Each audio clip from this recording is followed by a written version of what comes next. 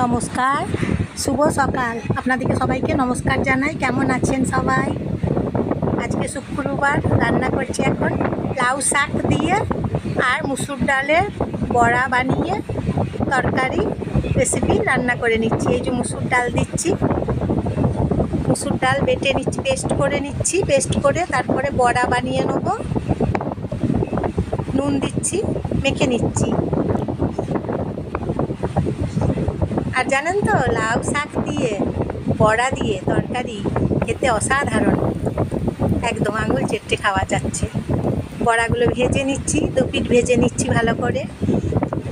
আর আমার ভিডিও যদি ভালো লাগে লাইক করে দেবেন, সাবস্ক্রাইব করে দেবেন।